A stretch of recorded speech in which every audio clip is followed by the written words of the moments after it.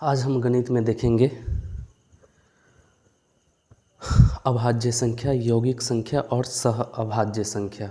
सबसे पहले हम अभाज्य संख्या समझते हैं कि अभाज्य संख्या है क्या। तो अभाज्य संख्या, जिसे हम प्राइम नंबर कहते हैं, वैसी संख्या ये होती है जो सिर्फ और सिर्फ खुद से और एक से कटती है।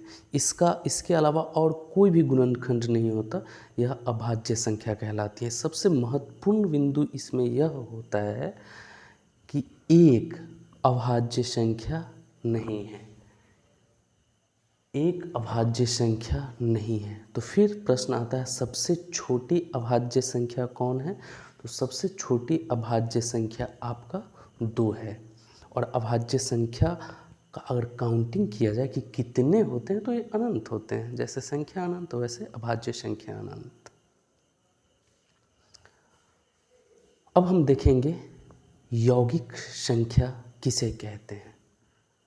तो इसका सबसे सीधा जो जवाब दिया जा सकता है कि जो अभाज्य ना हो, अर्थात जो संख्या अभाज्य नहीं है वह क्या कहलाएंगी, यौगिक। लेकिन यहाँ भी एक ध्यान देने योग्य बात है कि एक ना तो अभाज्य संख्या है और ना ही यौगिक संख्या है।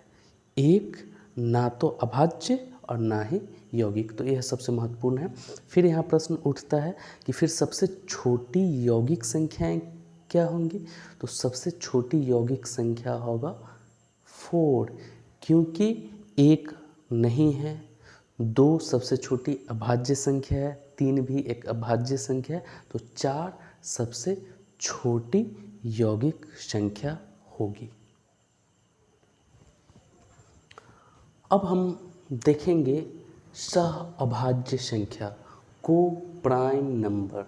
तो सह अभाज्य संख्या क्या होता है। 5 सहभाज्य संख्या है तो यह पूछना गलत है। कोई एक संख्या सहभाज्य नहीं हो सकता। जैसे मैं कहूँ कि रमेश सहपाठी है तो आप कहेंगे किसका, तो किसी का सहपाठी होगा। उसी तरह किसी का कोई सह अभाज्य संख्या होगा। सहभाज्य की जब भी बात करेंगे तो 2 की बात करेंगे। तो 2 संख्या सहभाज्य कब कहलाती हैं, जब उनका मौसा क्या हो, एक हो, यानी कि उनका कोई भी गुणनखंड एक दूसरे से मिलता नहीं, स्वयं और एक को छोड़कर।